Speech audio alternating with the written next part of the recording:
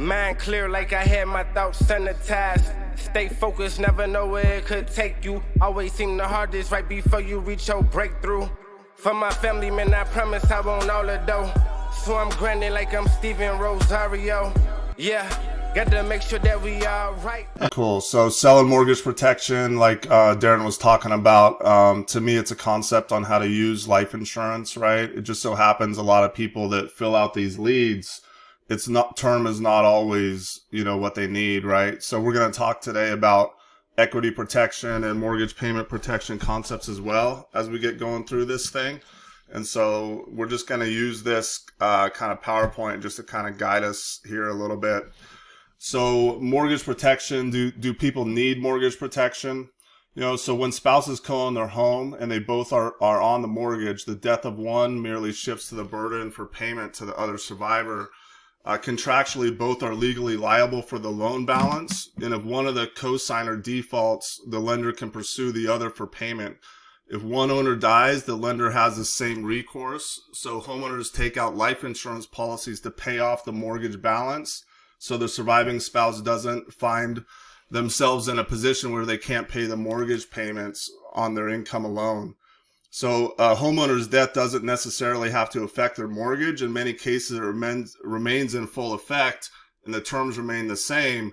But if one of them was making the payments on the homeowner's death, the mortgage lender can foreclose if they stop making the payments.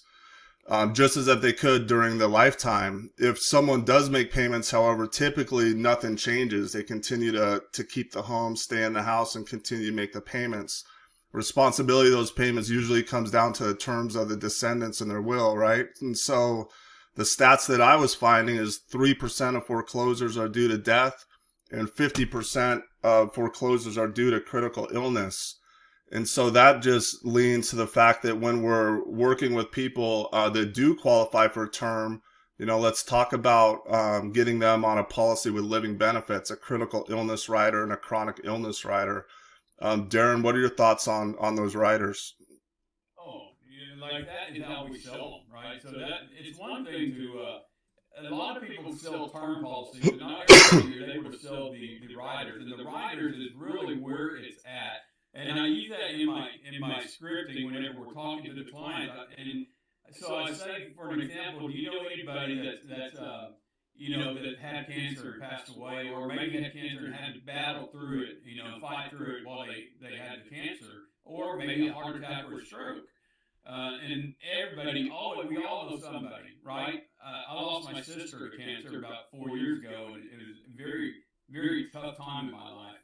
And one of the questions I asked her before, when I found out she had terminal cancer, is I said, Lisa, I know you got to get life insurance, but you have to find a life insurance that lets you collect money early. I said, there would be nothing better than maybe you and Lewis go on a cruise or go do something fun. And she said, I don't know if they looked into it, they didn't. But how powerful is it whenever you have a type of life insurance that's no longer just life insurance, but it becomes health insurance as well? So if you have cancer, heart attack, or a stroke, and you qualify for the funds, depending on the level of it, then you get paid a percentage of that policy. If it's $200,000, you get paid a percentage, whether it's $100,000 or partial payments, but whatever, depending on the carrier, but you're going to get paid a percentage of it that you can live on. And those are powerful, and it is a great selling point. I love it. Big part of mortgage protection. So when I got my license 8.5 years ago, I entered into an IMO, and their main focus was mortgage protection. I'm actually really grateful for that, because that was our focus for the first couple years. And what I saw was these leads right here, Darren. I saw direct mail mortgage protection leads. It has the loan amount, the record date when they closed on it. And right inside, like the benefit portion of it, it talks about death, how it's going to pay off the loan, disability, how they could qualify for like that chronic illness rider or disability income rider. Some of the products have too. And also critical illness, right? On these direct mail forms right now, depending on where you're at in the country, but when you refinance or purchase a new house, you're probably getting like 9 to 13 of these suckers. So You know, the brand new ones right now are skyrocketed. And so Darren's got a good source for us for some aged mortgage protection leads, which what I found was quite amazing, because a lot of times when I was running like what they called A leads, you know, brand new mortgage protection leads, there are times that I got to the house and the boxes weren't even unpacked yet. They didn't even make their first mortgage payment yet. And a lot of times, you know, the think about it was, hey, I don't even know what my budget is yet. We just moved in this house. You know, we haven't even made the mortgage payment yet. I don't even know what the sewer bill is going to be yet. Let me think about it, you know, of course, to try to push through that. But, you know, a lot of times I was leaving the house on a think about it because of some of that. And I think that some people that fill out one of these forms, I mean, look what they're putting down there. And they're putting down their age or smoker, non-smoker, preferred contacts. Some of them have their spouse name on there. And so it's a very high intent lead. The most important thing on here, guys, if you notice, is those are handwritten, right? So they can't get away from it. If you like the scribbles, I love this one you put on here, because like you can see where they actually put that pen. You don't think that if you went to that person's home and you showed it to them, they're not going to remember doing that? They always do. So there's nothing better. To me, if you're going in home, these leads are the best because they've actually handwritten their information on there, and they can't say, I don't remember doing that, or somebody did it for me. Nah, that's not going to happen. So powerful in having these type of leads. Steve, if you don't mind, I'm going to jump in here about these and talk about them, because this is all I did for about 4 years in mortgage protection over here at the last time up. And I locked out the whole state of Oklahoma. So I'm in Oklahoma, and I locked out the whole state. And we had 3 lead vendors that IMO that did mailers. And each one of those would cost me $70, I think at the time it was around $70, was it $78, something like that, 72, I can't remember, it was 70 something. They've gone up now into the 80s. But back then I was paying, let's say $72 per form, and I had 3 of them locked in. So whenever somebody bought a home in Oklahoma or refinanced, they wouldn't just get one of my mailers, they would get 3 of them. And if they filled out a form on all 3, guess how much money I paid for the, I paid literally $200 and something to go see that person. And whenever I did that and I called them, there were times that they would say, yeah, I just bought a policy 2 days ago. And I'm like, oh, somebody beat me to the punch. Because remember what Steven said, they didn't just, you know good well, if they fill 1 out and they fill 3 out, they fill 10 out, right? And so the first come, first serve usually beats you on that. And it was a hard sell when that happened. So these leads would hit my email about 9 o'clock at night. And I was calling at 9 o'clock at night. Now, like, as soon as they hit, and I looked at my email, and it would ding on me, I look at it. If it was the mailer, and I was getting a bunch in because I had the state locked out, I would be at 9 o'clock at night in there making phone calls, setting appointments, because I did not want someone to beat me to the punch. And I literally sold policies at 9:30, 10 o'clock at night because they were ready to move at that point. So you never know, but that's kind of how these things work. Those are fresh mailers. Don't be afraid. Listen, it is what it is. My average commission on those were over $2,000 whenever I sold policies. So I made good, and my persistency was off the charts. In-home, I sold, I would say 95% of every in-home I've ever went to, I closed it. And I'll tell you about that a little bit later. But if I go in-home, I'm selling if they invite me in. Now, my chargebacks came from over the phone sales. I would do Zoom calls, and those aren't quite as solid. And the only chargebacks I ever had in mortgage protection came from the Zoom calls. I love in-home, but we'll talk about that a little bit later. But don't think you got to get caught up and pay $77 a lead. We're going to show you how you get in my opinion, actually a better lead for $8. So I love it. I'm super excited about that. Go ahead and drop a 7 in the chat if you ever sold a mortgage protection policy. I'm just curious who on here has ran mortgage protection before. Let's see the 7s in there. You guys closed some of those before. All right, cool. So now, like, turning the leads into clients, right? And so to me, I think there's 4 parts to that. We got our schedule, our script, our dial days, and our run days. So typically, like generally speaking, we want to start dialing these leads, 24 to 48 hours before our run days start. I think the in-home booking script, honestly, is a lot easier than a one-call close for a telesale. That's just my personal opinion. So protecting your dial days, to me, Darren, is like, that's where the money's at when you're running in-homes. Protecting the dial day, to me, it means like, hey, I'm just going to do what I said I was going to do the day before. Like if I told myself I was going to dial from 8 a.m. to 5 p.m. and I was going to book for Tuesday and Wednesday, that was a lot of times our full-time schedule, right? We dial on Monday, get our leads ready Sunday. So we know on Monday, we already know what we're dialing, get on the phone at 8 and just push through that day, booking as many as I could for Tuesday and Wednesday. Right. And so really protecting that dial day to me was like made or broke my week, and so being able to like have your schedule planned out, maybe prepare, do things the day before that might get in your way to protect your dial day. Because I think the run days were fun when we were running in homes. Man, we're just driving around, going to these pre-scheduled appointments that we had and just getting in front of people. Those were really fun. But on these topics right here, Darren, what do you think about these? 100%. This is probably the key, right? Is having something to stick to, right? Having a schedule, know your script, but know your script, right? Everybody's going to have their own script, and it fluctuates with every home. But just know that there is a. When I first started selling mortgage protection, they actually gave me a flip chart, and that way it makes it easy. You go into the home and you flip a page, and you read the page. And then you flip the page and you read it, and I didn't know any better, but it worked. I sold a ton of them that way. So, but just know there is a script to follow. The schedule is important. Protect your dial days and your run days. So remember, we're doing most of these. These are we're talking about in-home visits, right? Where you go into a home, and those are important. We told you on group meeting that we're going to show you how people. We know people personally. I know people that did over $1 million a year on their own pen doing nothing but mortgage protection. Well, the way you do that is you can't possibly do that if you're just doing it on your own. So those guys that were doing that, they were doing it at a very, very high level.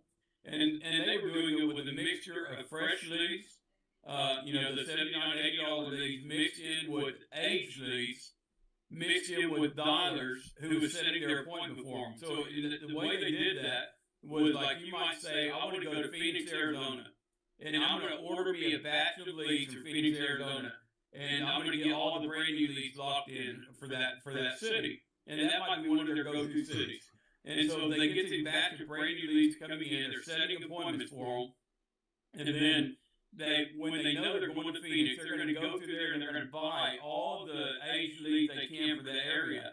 And I use Phoenix for an example because I bought 60 age leads from there all at one time. And so you can usually buy bulk of them. And what these guys are doing $1 million a year, they would have dialers that were calling and setting their appointments. So when they arrived in Phoenix, they already had 3 days worth of bookings that they were going to book up from the morning till evening. And they would work for those 3 days of those days. And they would just constantly sell. And remember, if you're averaging $2,000 to $2,500 a sell, it doesn't take long to produce a lot of money. But those guys are spending a lot of money. You don't make $1 million a year and not spend a ton of money. So just understand you can scale this as you choose to. I didn't do nothing like that. Mine was at a simpler scale. Remember, when I was doing mine, I was still a wrestling coach and a school teacher. I can only sell in the evenings, right? So there's a reason I did the mailers, so I could set them up, get the lead in, call it, set the appointment for either the weekends or the nights, and then I'd go see them in the evenings. If they were close, I'd do it in the evening. If they were far away, I'd go see them on weekends. But it's scalable to you. You say, well, I need a part-time job. What do you suggest? This is not a bad plan to do part-time because you set it to your schedule and you go run it when you want it. Yeah, a lot of people are working in the daytime too. And I think mindset, we talk about that a lot, but I think it fits right into the phone. We're talking about the phone, right? So mindset is an established set of attitudes. I think it's way different than just positive thinking, it's not just smiling and being cheerful and forcing positivity. I think positive mental attitude means approaching every situation and challenge with optimism, knowing that you can do this. And I think it's so important, but drop a 2 in the chat if you think mindset is contributing to your success or some of your challenges. I think the people that end up making it in this business eventually agree with that. They eventually start understanding, hey, I need to fix what's going on in between my ears because it's keeping me from picking up the phone. Because when we pick up the phone, this is making money, right? This is making money. This is unemployed. We're dialing, we're making money. We're not dialing, we're unemployed, and we might have to go get a job again. So I joke around about that a lot with our team, but it's the truth. If you're not dialing and making outbounds and you don't have inbound live transfers, which that's another topic we got coming up later. If you're not making those outbound calls, you're unemployed. And so I think some characteristics of a positive mindset is resilience, right? A never give up attitude, courage, being brave enough to pick up the phone and say, hey, look, I might not be good enough now, but I'm going to get better as I go. Optimism, meaning, hey, everybody else is doing it. There's all these results all around us in this industry, so why can't I do it? Gratitude was big for me. Gratitude that, thank God I found this industry. Like, drop a double 1 in the chat if you're grateful that you found this industry, right? If you ever think about quitting, go on a couple job interviews. Go sit in front of an HR rep and tell them how good of an employee that you're going to be. It's very humbling. You'll get to work and pick up the phone, right? You'll definitely do that. And so I just want to put some examples of a positive attitude, right? So changing your perspective and being coachable is huge. That's positivity. That's the real positive attitude. Being upbeat, energetic, engaging, right? Practicing self-compassion, like being nice to yourself through the process of getting good at this, right? It's worth it. It's worth it. So the way that you dial now, if you're brand new, can be totally different than the way that you're dialing in 6 weeks. If we're focusing on creating a perfect rep, trying to make that perfect call, trying to stick to the script. A script, in my opinion, is not I got to say it word for word. It's just sticking to the psychology of the flow and then being yourself within that flow.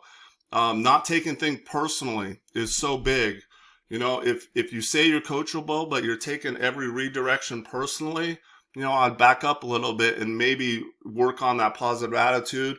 And to me, Darren, like, it's huge to be happy for other people's success, because envy and jealousy for someone that's brand new or somebody that's struggling and not getting the results that they want, like, envy and jealousy is a low vibration, and it's the opposite of what we need to, like, create. You got anything to say on this topic, Darren? Yeah, 100%. So attitude is everything in this business, right? So it's 100% everything you said is totally correct. You got to maintain a positive attitude. But I would go one farther. It's who you spend your time with. Make sure you're spending time with positive people. I used to say, it's hard to fly like an eagle when you're hanging around a bunch of turkeys. And so put yourself around positive people. And we do that by being on our live dials. And we encourage our agents to always be uplifting and edifying and around positivity, right? We don't want negative people in this business because they can drain you. But it's also another thing I say is if you don't believe in yourself, how are your clients ever going to believe in you, right? So they're not going to believe. You got to go in there with a positive attitude and know that you know what you're talking about, and that they need this, and you've got to be positive. But if you go in there and you're not sure about yourself or sure what you're doing, they will see that. So just be positive. Whenever I first started selling insurance, I was a wrestling coach. I knew how to throw double legs, high crotch, and I was a freaking good wrestling coach.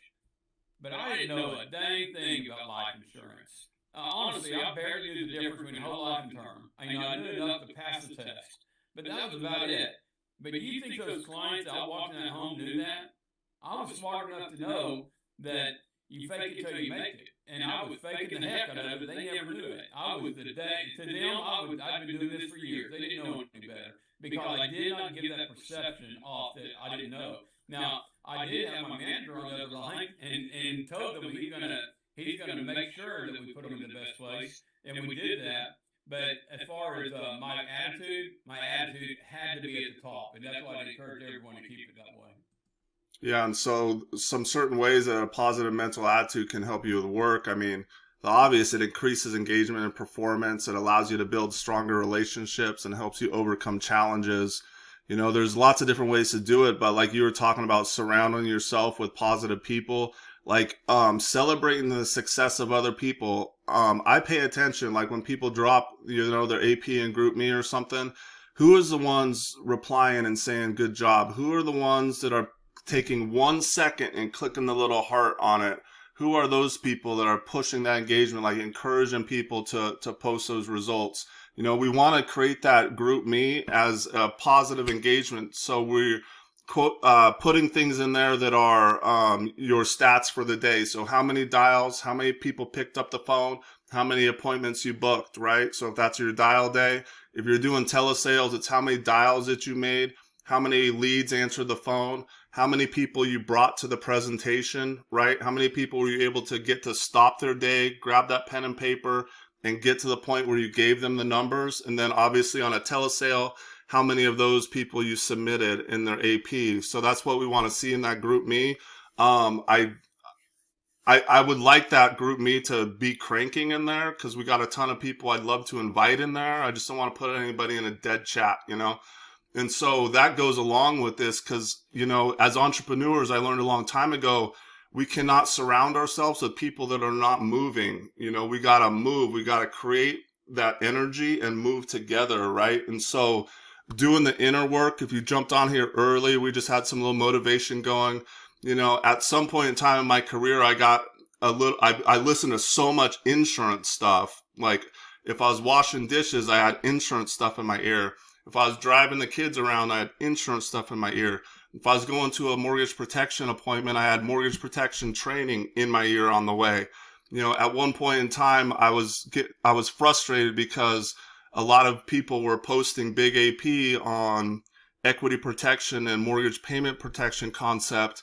And I was going in there and telling these people that couldn't get approved for term. Darren, I was telling them, well, you can't get this, but you can get this. And so I was giving them bad news and trying to give them a solution, and I was getting killed in there. So we're going to show you how to always give good news here in a minute on those concepts. But that's huge. It's like, I just got sick and tired of it. So what I did is I went in the house and I recorded myself. I pressed the record button, turned my phone upside down so they didn't know I was recording it. And on the way to the next appointment, I listened to myself. And when I listened to myself, I realized I was handing them to think about it. So I was handing them the objections, and I wasn't near as good as I thought I was. So being able to like self-critique yourself to a point to where it doesn't go into where you're disappointed in yourself, right? There's a line there. You got to stay upbeat with it, but be willing to do stuff like that. You know, so visualize closing these deals, you know, talk about in your own mind, right? Closing these deals. So, you know, we all know like meditation is huge. Like if you all have meditated for certain points of your life, you understand what that's like tapping in the power of like the plane of possibilities, right? Finding that spot. Exercise is big. There's a lot of people on the team right now that are stepping up their game in different areas of their life, you know, and exercise is one of them. That's how we can break state, right? It's all about breaking state and getting the right mindset, you know, and then quality content. You guys, like through COVID, how many of you got stuck to the TV too much and watching these little clips about all this garbage going on? And you start vibing, you start feeling that anxiety, you start vibing at the wrong energy. It's an energy that is not a manifestation energy, right? And so be careful about the content that we let in our minds, because that's the vibration we start vibing with. And if sales is a transfer of emotion and you're brand new and you're doubtful and scared and unsure, couldn't it be that your results are getting tainted a little bit because they're feeling that? And all we're worried about is the words we're saying. So I would like to open up and think about it. It might not be the words you're saying. It might be the energy that you're vibing in, because we're all human. We can all feel each other's energy, right? And so putting ourselves in the right state of mind early in the day, right? So I think we talked about that. Y'all get that. You know, everybody's got, like, every script that we're going to show you and put on our website and recommend, it was somebody's favorite at one point, right? But if you look at those scripts, in my opinion, they all have an intro, right? Who we are, and we're only calling them because they sent in the request, is the vibe. That's the feeling. We're just calling you back, you know. The verification piece, where we're using a piece of the lead to hook them into the call and dictate what we want them to say by handing them the mic on a verification question, right? And then the tie down, like cementing the appointment. So whatever script you guys are using, I bet if you looked at it, it's kind of following that psychological flow right here. And so here's like a base script. There's some parts of this script that I don't like, and I'll tell you that. And I'll tell you what part I don't like here. But I'm just gonna call you, Darren, real quick. So ring. Yeah, hello. Yeah, good morning, Darren. Yeah. Oh, hey, Darren, this is Steven. I just wanted to call you back really quick. But I'm a medical underwriter in your area, and this is about the information you requested about the state-regulated mortgage protection programs. My job's really easy. It's just to get you that information. You put your date of birth as, and your address is this. Is that correct? Yeah, what is this again? And so right here in the intro, what I don't like about this is I stopped saying benefit center. I stopped saying mortgage protection center. I stopped using those like made up places, you know. I just started saying things like, I'm the one that handles those requests. I'm a licensed medical underwriter in your area. I started identifying myself more as that, you know, but people say different things in their intro right there. To me, the script that I had when I was brand new, it used to say, do you remember sending that in? And if it's not a brand new lead, I think you're just setting yourself up for disappointment. And so what I started saying, Darren, was like, I'm calling you back really quick, because what I found when I was brand new and I was dialing out to book in homes, and again, this is an in-home booking script, is that everybody was telling me they either didn't remember filling it out, that wasn't them, or they already got it handled, or call me back. And I felt like sometimes, Darren, they didn't even like stop to listen to really understand why I was calling. And it just feels like everybody, we're all in our hypnotic rhythm of the day. Drop a 7 in the chat if you know what that means. Like, we're all in a rhythm in our day. And sometimes that rhythm with these people is watching TV and eating Cheetos. Like, that can be a rhythm too, right? So we're all in our rhythm our day, and our phone rings, and we look at our phone and we see a phone number that we don't know. We see that number we don't know. Most of the time, they're hitting the red button, right? And so they hit the red button, and I guarantee you that their phone is probably 4 feet from them. You guys agree? Drop a 3 in the chat if you agree that most people's phones nowadays are within grabbing distance, right? And so they hear the phone ring, they grab their phone, and they pick it up, and they see a number that they don't know. Hopefully your number isn't ringing spam, you know. Call a buddy, check your phone number, make sure it's not ringing spam. One of my agents called me once, and he's like, dude, no one's answered the phone in 2 weeks. I'm like, call me. And he called me and it said spam likely. I'm like, bro, your phone's spam, dude. No wonder they're not answering. And if they do, they're very hesitant, you know? And so now they hit the red button on you and we double dial. Boom. Now their phone is where? Their phone's in their hand. And now their phone rings again and they're looking at their phone going, oh my gosh, it's the same number. What is this? And they're thinking and they're like, it may even ring a little longer than the first time. And boom, they hit the red button again. And now we triple dial. Why? Because we're courageous and we're coachable. And your upline told you to triple dial. And when you're new, you're like, what? That sounds crazy. Well, yeah, because we're trying to break the rhythm of their day. We're trying to break their rhythm. We're trying to interrupt them.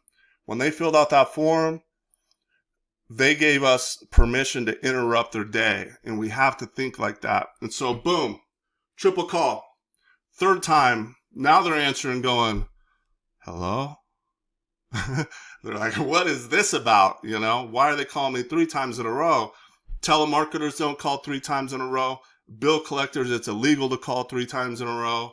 And so it's different. We're trying to break up the pattern. So when an agent tells me, hey, I worked through my leads, I'll call them once. That's not working your leads. You know, you're working your leads is triple dialing them, calling back in an hour with a block number, hitting back at 3:30. Like, your job is to get them on the phone before they die because they wanted our help. Does that make sense? $80 on a lead, which I was at one point. Yeah, I promise you're triple dialing. Right? You know what I mean? Like, yeah, you're not going to waste that freaking lead, and you know that if you wait long enough, someone's going to sell it. So you find a way, right? You just find a way and to do that. And I'll just throw a few tips in here, guys. And honestly, this script that you have on here, it's the most basic. This script, but I would not use this script personally. Like, it's not me. I try to be. So an example, when I call someone like Steve, I just kind of learned, you know, like if it doesn't work this way, I'll try something different. So I'll be like, hello, or ring, and Steve Hello. answer. Hello. Hey, Steven? Yeah. Hey, brother, this is Darren White. Hey, I am with the Heartland Mortgage Protection Company. Now, about a week ago or so, you filled out a card, right? And it said that it's going to pay off your house if you get sick. You remember reading that card? It said if you get sick, it's going to make payments. And if you pass away, it's going to take care of your wife, Betty. You remember filling that card out and putting it in the mail? Yeah. Perfect. Well, listen, Stephen, I am Heartland Mortgage Protection. We're the largest mortgage protection company in the state of Oklahoma. And you probably get other calls from people from outside the state. Listen, forget about those guys.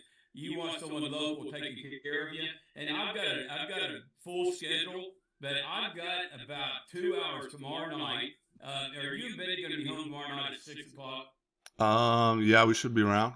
Love it. Hey, do me a favor. Put it in your schedule. Darren White with Heartland Mortgage Protection, and get a pin out. I'm going to give you my number, and I'm going to block you in. And I've got other people to see, but your priority number one. We got to take care of this and get it done. So cool. I'm going to call you tomorrow night at 6 o'clock, and we're going to get this squared up. Okay?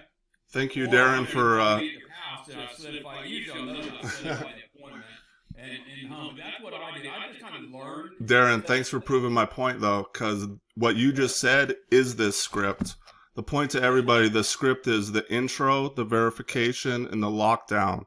And what you say in between that is like the juice, right? And so, totally, I love it. Like, if y'all think about that, it's the same script. It's the same script, you know? And so the techniques within it, y'all will develop probably from getting objections you can't overcome. That's where your own personal script starts developing. But intro, verification, lockdown. That's 100%, Steve. That's where it's at, because you'll find every one of you is going to find your own script, and you make it you. I heard a guy yesterday, Stephen, on our training that we were on last night, and he said that the agent or the clients aren't going to buy from you if they don't trust you. The sale is made in the first 2 minutes of that. Notice there were certain things I said on there, like, hey, Stephen, this is Darren. Act like he knew me already, right? And he didn't. I had to build that rapport very quickly. And, hey, Stephen, this is Darren. The next thing I did to build that trust, what did you hear me say in there to build that trust? I said, I'm with Heartland Mortgage Protection, the largest mortgage protection company in the state of Oklahoma. Now, I can say that because literally I had, at that time, about 20 some odd agents in Oklahoma, but we lost every seller in the state. So and I would say, if you buy a home in Oklahoma or refinance, you're going to get one of our cards. And so we're going to talk to you. And so with all confidence, I could say that. And so now the trust is beginning to build up on it. And then, so they know me, and you know what, and then I would say, you're going to be getting calls from people from out of state, and they probably already have, and, but you want somebody local that will take care of you. Would you agree with that? And they always say yes. So now the trust is already built. So you're going to develop your own script, and you'll make it your own, and sometimes it'll change. We'll change those up a little bit as I get into, dealing with age. My age script looks a lot different than what I just did. I see why you sell a lot of insurance, though. It's really good. It's very, I want to talk to you, and there's a lot of tips inside of what you said. There's a lot of, credibility building inside of there. You're blocking out other agents that are calling them as well. There's a lot of little stuff in there that was getting you results. And so setting out your schedule. And so here's just a couple ideas on how you could set a part-time sales cycle and then a full-time sales cycle. And so when you're running in-homes in your full-time, I think one of the best schedules I've seen was dial Monday, book Tuesday, Wednesday, dial Thursday, book for Friday and Saturday. And so if we're looking at this Monday, so the blue is the dial time, and we're booking for Tuesday and Wednesday, there's different strategies on where to set the first appointment and then start booking around those appointments. But that was my style. So on Monday morning, I start dialing the leads, right? I always had a strategy of where I wanted to work, but typically the first person to book wasn't always falling in line with that strategy. So the first person that I like to book in my style was generally like a Tuesday mid-afternoon. So if I booked my first one, if I'm shooting for like Tuesday mid-afternoon. So if I could get like a 3:30 or this 2 slot right here, my personal style in my area, I was booking them an hour and a half blocks. That's what I would do. And so if I booked one at 3, then the next offer would be 1:30 and then 4:30. So hey, I'm going to be out in your area anyway. Looks like I can squeeze you in between appointments. So it looks like I got a 1 or a little bit later around 4:30. Which one of those is going to work best? They pick 4:30. Now I got these two booked, right?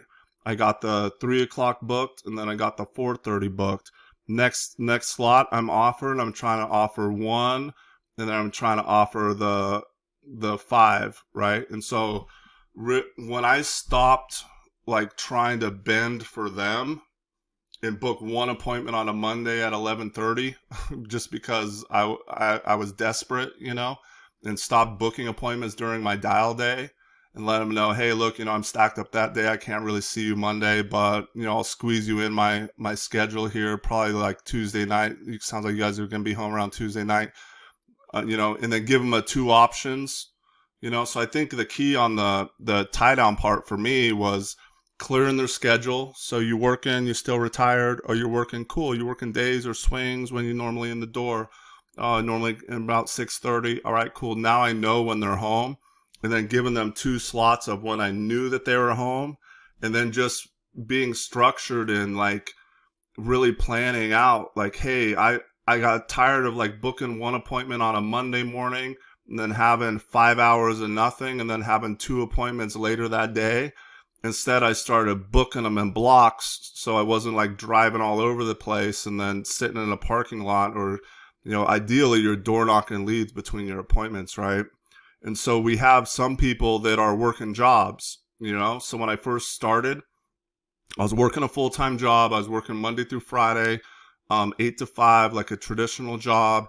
And what I ended up doing, I started dialing on Thursday and Friday night. So this was on the second part of the schedule, this was what I was doing. I would start dialing on Thursday night and booking for Saturday. And on Friday night after work, I started booking for Saturday. And I'll tell you what, working a full-time job, the last thing I wanted to do was dial on Thursday and Friday nights. And I definitely didn't want to stop watching college football and start working Saturdays. But my desire to fire my boss and go full-time with insurance was way bigger than my desire to sit around barbecue and cheer for other dudes with the name on the back of their jersey. So that's what I ended up doing, Darren. I started dialing Thursday and Friday night, stacking for Saturday. I live in Utah, so I'd say, 70% of people are LDS, so they didn't want to see me on Sunday. But there are places, I think, where a lot of people can run some afternoon Sunday appointments. And what I was able to do is I was able to out-earn my job with just this schedule. There were some days I'd close 4 or 5, 6 policies just on a Saturday. I was only depositing like $4,500 at the job. So there were some days I'd make more money in one day. And then after about 6 or 7 months of doing that, I just quit my job and went all in. Go back to that, David. I'm going to show them my schedule when I was a wrestling coach. a school teacher, wrestling coach, obviously, and that's why I did mortgage protection, and I did these mailers, and then I wasn't buying the real expensive ones back then, but that schedule was very similar. So I would have to do that Thursday, Friday to book up for my Saturdays.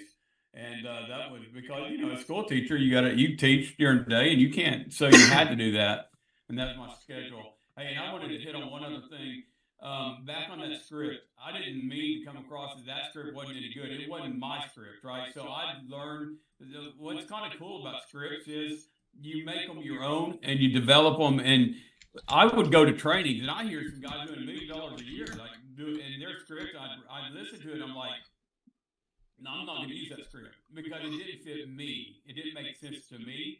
But that doesn't mean they're not proven scripts. They wouldn't be in the system if they weren't proven. So find you something you like, but but through any script, if you can develop it and make it your own, that would be even better, right? Because you become less of a salesperson and more of a person. And if you can do that, that's what I would encourage. Yeah, I love your script, bro. And so there are different types of concepts on how to build these mortgage protection plans out. And so I think the really easy one is the full mortgage payoff, so these may be people where they're younger, they're healthy, they're making good money. It's really easy to cover 250,000, 500,000 using like a simplified issue, immediate issue term. Hopefully things got living benefits on there, right? And so I don't think we need to get too deep into the mortgage protection payoff concept, because you could literally, my style, Darren, was always, 3-option close, and so I would do like full mortgage payoff. Sometimes I'd even build in some income replacement, depending on their budget and how healthy they were, but full mortgage payoff, half the mortgage, something is better than nothing offer, right? And so that was kind of my close on those. But the equity protection and the mortgage payment protection concept, I think so many people fall into that category because let's face it, like older people are closer to the day. They've seen more happen in their lives. They've had friends that have gotten sick. People start passing away. Like the mortality is a little bit more real. And so when I was running these a lot, I would get people that were, 63, 75. We even seen some 80-year-olds, right, filling out these mortgage protection.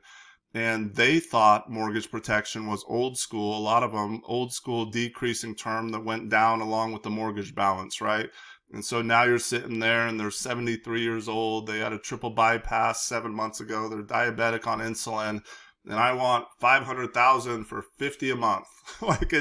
Does that make sense? Hey, if y'all were the insurance company, would you cover the guy for 500,000 for 50 a month in that scenario? Drop a 7 if you think that's funny. You ever been with the unrealistic client? That would be the unrealistic client. And we got ways to break those guys down too, huh, Darren? So let's talk about like these concepts, and so here's a real basic 5 steps of an in-home. So with this sheet right here, we have literally helped a few hundred people make their first sales, And so with this 5 steps of the in-home, this was built through me running appointments and using the training that I was getting and just building up my own style. And I ended up breaking it down to these 5 steps, and there's reasons behind it. The big one is when I left my first IMO to the second IMO, I was really paying attention to why are these guys selling so much more insurance? What are they doing? And a lot of the stuff was the same, right? But the message of the company was work, work, work instead of life balance, If the message of the whole company is work-life balance, I think you get a lot of half-in people. Like they want to be balanced, The second company I went to, the message of the company was, hey, it's cool to have all these big goals, but you got to put in the work to get it, And so I think like the message of the company was big and why we sold so much more than the first company. But the in-home also was different. And what I learned right out the gate is I would get stuck in rapport for way too long, like the wrong kind of rapport. I was in these older ladies' houses, and if they got a cool story, man, I'm all in and I'm listening, and now it's 22 minutes into the in-home, and now I'm trying to like get into the appointment, right? And so I think we can get stuck in the wrong kind of rapport. Drop a 1 in the chat, y'all. You guys know what I mean? You're getting stuck in the wrong type of rapport. They start seeing you as a friend. You're building rapport as a friend instead of an advisor or consultant, you know? So an advisor and a consultant and somebody that's busy, they're not going to sit there and talk to you 22 minutes about fluffy little dog, you know? They're just not going to do it. They may pet the dog and like be happy with the dog for a second. And so for me, I'm going in the house. I think the rapport through setup, step 1, starts from getting out of the car, you know? So I started pulling up into their driveway instead of parking on the curb. I started like assuming everything, you know? The one trap on that is parking behind a car in the garage that has to leave halfway through the appointment. You know, that's the downfall on that one. But I started pulling up in the driveway, and when I'd open the door, I always like look in the mirror, make sure I'm looking all right, you know? You do your own style, but I said a prayer. I said, please, God, give me the ability to communicate the value of these products. And boom, I stepped into my state and got out the car, and I waved at the house. Like as I'm closing the door, I'm waving at the window because I felt like if they were peeping through the blinds, you know, and they saw me wave and thought that I saw them, it increases the odds that they let me in the door, right? So rapport for me came even to the door knock. I'd give them one of those instead of a cop knock, you know? I'd give them a little rhythm, you know? And now I'm in their house. Now I'm in the door. Betty, this is Steven. I'm here for our appointment. I'm moving forward. Like I'm literally like moving forward. A lot of doors in my neighborhoods have a screen door and then their door, right? And so many times I would ring the doorbell early on and they would open the door, and now there's the barrier of that screen door. And I'm getting porched, you know, probably more than I should have. And so I started opening the screen door, putting my foot in it, backing up a little bit, kind of sideways, give them that, and then look disinterested, looking at my phone, like I barely care if they answer.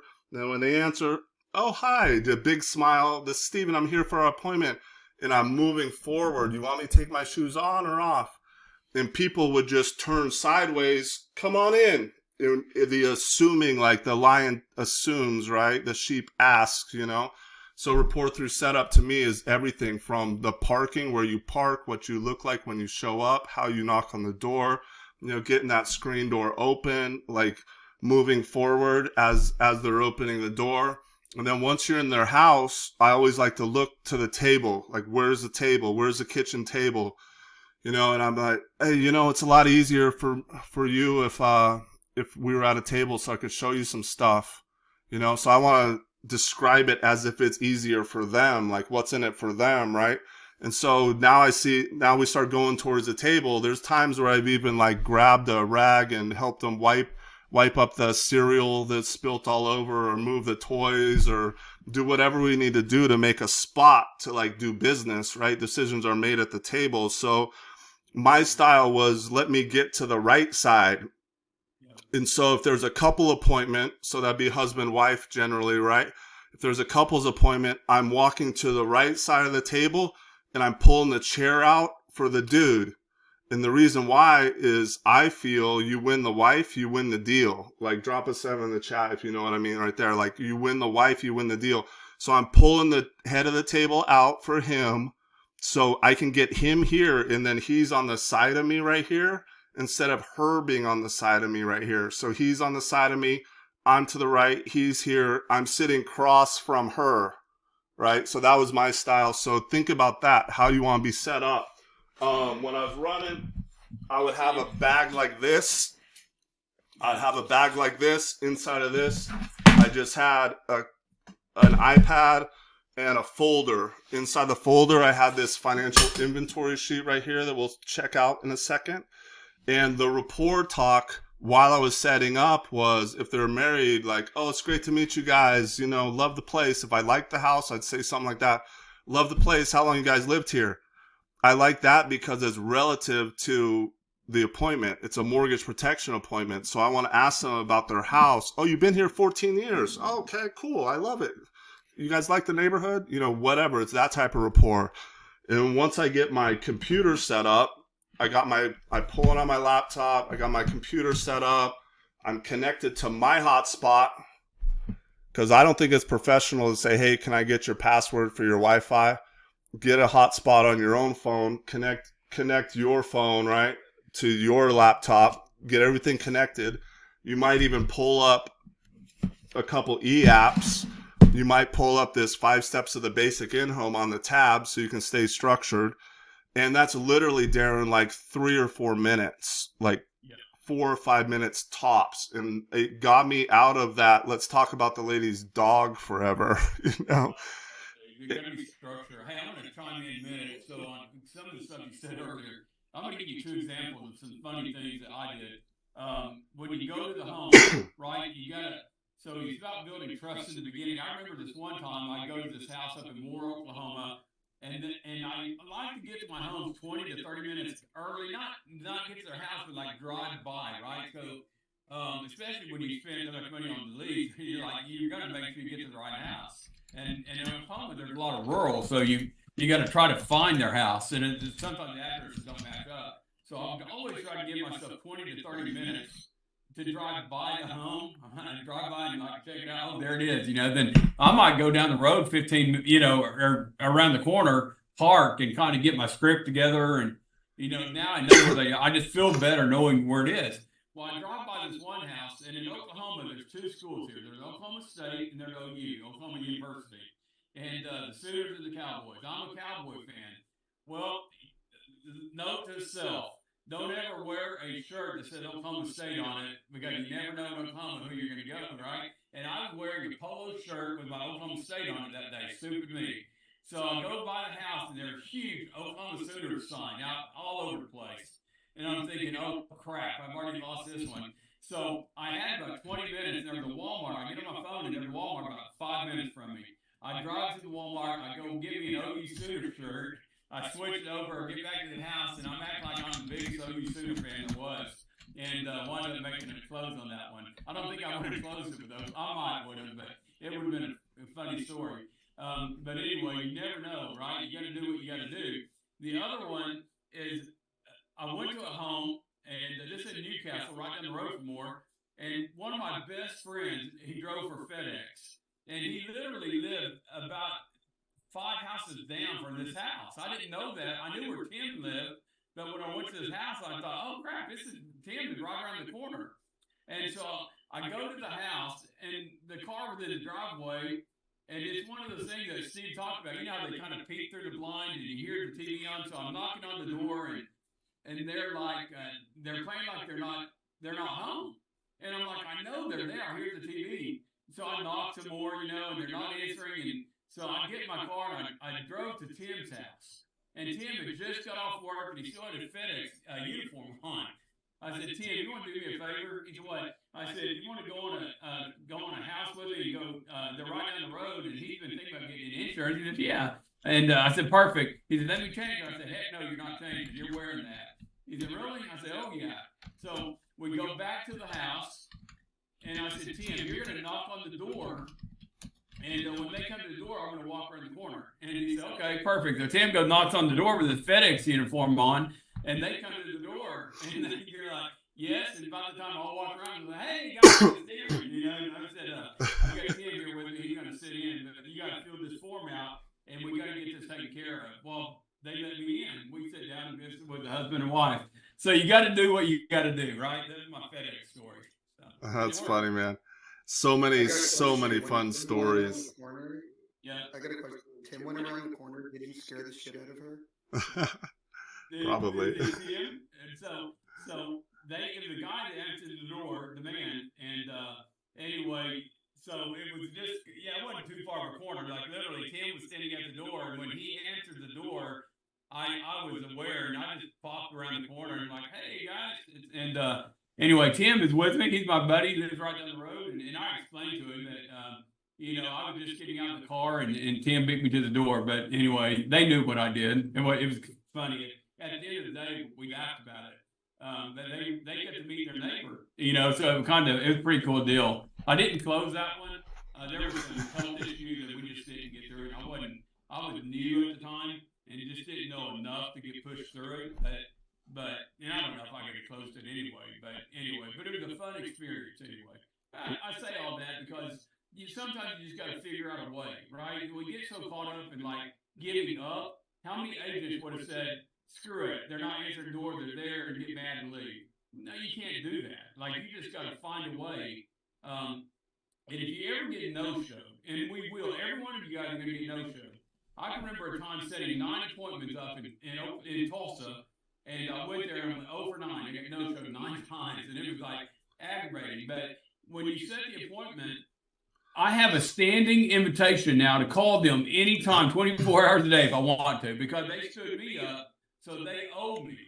So now that they owe me, whenever I call them back, they're like, "Oh, yeah, I was there." Well, they feel guilty, and now they get a standing invitation. But even though you get no-show, don't get upset about it. Sometimes they legitimately forget about you, but you've got a standing invitation to reach back out to them or drop in anytime you want to drop in, because they no-showed you the first time. "Hey, I'm back in the neighborhood. You remember me?"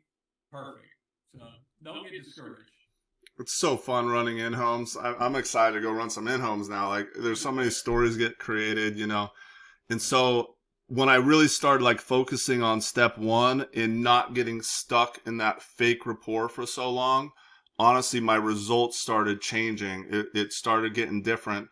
And what I found was between step 1 and step 2, there's a transition of energy right there. And so if we're cognizant about that and intentional about it, we can use that for our favor. And so, for instance, once you're done, you're set up, you got your computer set up, you got your folder out. Inside the folder is a financial inventory sheet. I like to throw a couple blank pieces of paper in there to illustrate, and I'll show you what we're going to illustrate here in a second.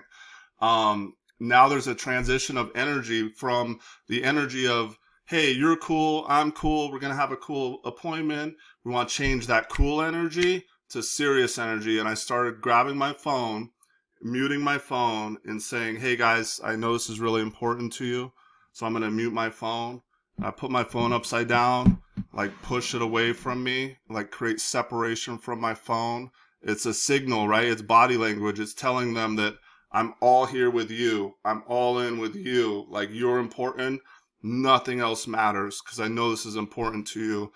And so step 2 is the role and purpose, in my opinion, is one of the most important steps, because here's where we're going to beat the objections before they come up, right? And there's a lot of that inside the financial inventory step 3 as well. But the role and purpose, you're telling them who you are, what the appointment is going to look like. You're going to beat the shop around. You're going to beat the think about it. And you're going to tell them you're going to submit an app today. And when I started doing that, what ended up happening is on step 5, on that 3-option close, I was able to assume the sale instead of ask for the sale and say weird stuff like, "What do you think?" I said, "What do you think?" for like too long, and it was just ridiculous. And so step 2, again, role and purpose, who you are, what the appointment's going to look like. You're going to beat the shop around. You're going to beat the think about it, and you're going to tell them you're going to put in a request for protection today. And so that part looks different depending on who you're sitting with. And so most of the time, we either have a couples appointment where it's husband and wife, or you have a divorced appointment, right, where you're running and just one spouse is there, or a widowed appointment, And those appointments, the beneficiary is not in the house with you generally. Sometimes the kids are there, but most of the time, that person isn't in the house. So the leveraging of the emotion between the spouses is different, right? And so if I'm sitting with a guy who's 67 years old, divorced, he's by himself, the beneficiary is going to be his kids, my role and purpose is going to be created for him. If I'm sitting with a guy who's 73 years old, his mortgage is $450,000, his wife is there too, my role and purpose might include something like, what I found, I'm doing this for a long time, and what I found is only makes sense to talk about what's realistic, what we can actually get approved for based on age and health. And, you hear those commercials where you call in for $9.95 and get $1 million, and then you hear the truth Like, I don't like to work with any of those type of companies. I like working with companies that don't have a reputation, not paying death claims. You know, my other client right before you guys, he was, you know, he's a little older than you. He was like 79 and he wanted $1 million for $50. I was like, that's just, you ever do the math on that? Grab your calculator, put $1 million in, divide it by 50. How many centuries is that going to take the insurance company to break even? Like, it's just not realistic. Do you know what I mean, Bob? And I started killing that right away, like getting his mind to be like, hey, it's going to be ridiculous for me to pay the whole $500,000, you know, because the only thing that makes sense to talk about is what you can get approved for, what can you actually afford. Does that make sense? And I started soft closing a lot like that, even with inside the role and purpose, you know. So a basic role and purpose could look something like, Bob, Susan, good to connect with you today. Susan, we spoke on the phone last night and set up the appointment. Bob, I just wanted to bring you up to speed here. My name's Steven and I'm a medical underwriter. And so basically what that means is I'm the eyes and ears for about 40 different A-rated carriers. You know, the ones that actually pay the death claims. I'm the eyes and ears for those. I'm not going to make you pee in a cup, or I'm not going to take your blood. There's no EKGs or anything like that. And so what I want from you guys is I just want permission from you, since we just met. I just want permission from you to ask a few health questions to see which one of those programs was best suit you based on any diagnoses or prescriptions that you're on. And then I want permission from you to ask a few financial questions to make sure it makes sense, because this thing has got to be suitable. Like 99% of my clients, their number one concern is budget. And we really want to focus on the goals of the coverage. So I have permission from you guys to ask some health questions and some basic financial questions today. And I get permission from them right there inside the role and purpose. Then no one ever didn't tell me how much their income was when I set it up that way. And then once I have that information, you guys, then I'm going to be able to shop around for you and make sure you get the best bang for your buck and the best product. Because what I found with life insurance, it's really confusing. There's all these marketing and different commercials and different policies. On page 17, the death benefit cuts in half when you turn 75, and the wife thought it was 300,000, but it was actually 100. You know, so we're going to eliminate all those type of confusion. Does that make sense? Okay, perfect. And then once I know that information, then I'm going to give you guys 3 options. I'm going to write down 3 options for you guys, and you're just going to pick one. And the reason you're going to pick one is because there's really nothing to think about today. We don't even know if you can get approved. And do you know what's cool about the state of Oklahoma? Is we got 30 days. We got 30 days to bump the coverage up or bump it down.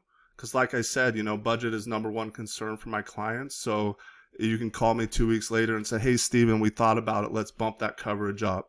So today, I'll give you guys 3 options, and then you're just going to pick one. And we're going to put in a request for protection today to see if there's anything to think about. Does that make sense, you guys? And they all say yes. They all say yes to that. And when I started doing that, what I found when I got to step 5, now I'm setting up an assumptive close, right? Because they already agreed that they're going to put in the application, and it made it weirder for them to say no than to buy. Okay, so financial inventory, we can do a whole other training on that, but there's a good one on here. Step 4, basically financial inventory, we're verifying age, smoker, non-smoker, any medical stuff going on. With the mortgage protection, when they bought the house, how much is left on it, how long's the term, how much is their mortgage payments, right? And then after that, if you're brand new, I would suggest you call. Like if you're in our downline, you call. If you need some help, you call. If you don't know what to sell right at that point, it's a perfect time to reach out for help. And so with new people that we're running with, we book the appointments. Then at nighttime, we casework out the appointments, and I put their appointments in my schedule. So when I know they're running, and for probably the first 10, 15 appointments, if they want to and take me up on the offer, they're calling me before the appointment. So we're just checking state, you know, we're not in training or nothing. We're just making sure we're good. And then after step 3, the financial inventory, it's, you know, we have so many options, and I'm pretty sure the route I want to go, I like this because you always want to portray confidence. I'm pretty sure the route I want to go, but I want to reach out to Steven because he's just been doing this a long time and we have all these different options, and boom, you're calling, boom. Hey, Steven, I'm sitting here with Bob and Susan, and we're looking at some mortgage protection programs. The reason I'm calling is Bob, he's 74. He had heart surgery 6 months ago. He's diabetic on insulin, and he's got no life insurance at all. I was just wondering what the route you go. So it does a lot of stuff. They're able to hear somebody that was edified as an expert, right? They get to hear their scenario out loud being told to somebody else, right? And at that point, I'm listening for, did we ask enough questions? Do we know who the beneficiary is? Do we know the why? Do we know enough medical info? And if I feel like we're not, like if they're calling me within 3 minutes, I know they didn't bring them through this process right here, I'll say, go ahead and just introduce me, and I'll literally pull them through. Okay? I'll pull them through it myself, and if I feel like they did a good job with this and they're on the right track, then I'll just guide them on the product, and then they're into the product benefit why, which is step 4 in this process. We're telling them what product it is, what carrier it is, the benefits of the product. And the key on this is, like, when you're telling the benefits of the product, we tell it in a story. So if we're going term with a living benefit, the reason I love this carrier, it's an A-rated carrier. You guys ever heard of Mutual of Omaha? You ever heard of Americo? You ever heard of Transamerica? I'm sure you heard of AIG. We're leveraging the name brand to build up that rapport with the carrier. And then we're telling them about the product with the story. So what I like about this one is it comes with a critical illness rider, just comes along with it, So anything serious like cancer, internal cancer, heart attack, stroke, ALS, kidney failure, any of the crazy major ones, you're able to tap into it while you're alive. And do you know what's crazy, Susan? Is that money goes right into your bank account. And so you can make mortgage payments, you can put food in the fridge. It's your money to decide what to do with it. You guys ever heard of, you guys ever had a friend or family that came down with cancer or was close enough to see what happened to their finances? And you're pulling them in after every benefit, you're pulling them in with either a question to get them to tell you a story, or you're using a story that you've ran across throughout your career that ties with the benefit. And I know this training is getting long, and so we'll try to cruise through this thing a little quicker here, but we're almost done. So one of the stories I like to use was something that happened to me. For the first year and a half, I felt like I was running around selling a piece of paper because no one died, no one was dying yet. And I was just selling insurance. And I go to this lady's house, and it was a flat $100,000 on the mortgage, right? I learned to Zillow the address the night before. So I Zillowed the address. It's a big piece of property. It's like a farm and a big nice house. And the market value was about $750,000. And the loan amount was just a flat 100, no pennies, no extra dollars, just a flat 100. So in my mind, I was like, okay, this is a home equity line of credit or something, right? And so when I get there, the lady tells me that her friend got stage 4 cancer a few years before. And when she started the radiation and chemo, she ended up passing away like really shortly after that. And next thing you know, same thing, she gets diagnosed with serious cancer. And she didn't want to go through the same process. So they found this place in Salt Lake City that had this treatment that wasn't covered by her health insurance, but they believed in it. And so what they did is they pulled $100,000 out of that house and paid for the treatment. And the best part about the whole story was she was cancer-free when I was sitting with them. And so when I showed her husband a policy that 100% critical illness rider on it, she goes, hold on, Steven. So what you're telling me is if I had this policy, I would not have had to pull $100,000 out of the house to pay for that treatment. And he bought, we stacked an AIG and an accidental with her just because, she had that recent cancer. But when I was driving home, that's what clicked for me. Like, I was like, now I know the power of living benefits. So we'll try to speed this up a little bit here, but the role and purpose, who you are, what's going to happen in the appointment. We're turning an application in today. We're here to shop around, permission to ask the questions. The financial inventory, just some tips on this, is it shouldn't feel like a survey form. It shouldn't feel like you're just checking boxes, you know? So be interested, like listen with the intent to understand, meaning like when they tell you, oh, I got high blood pressure, instead of saying, oh, no big deal, we can cover that. Maybe we say, oh man, how long you had high blood pressure? How many medications are you on? Was it ever out of control? We're trying to break down the superhuman thing, right? That a lot of us dudes have, like nothing's going to happen to us. So you're just using the forum to guide you through that conversation so you can uncover, discover, and like figure out what their why is, right? And again, after that step, you can call your manager if you got that dialed in. Here's the financial inventory sheet I personally liked using.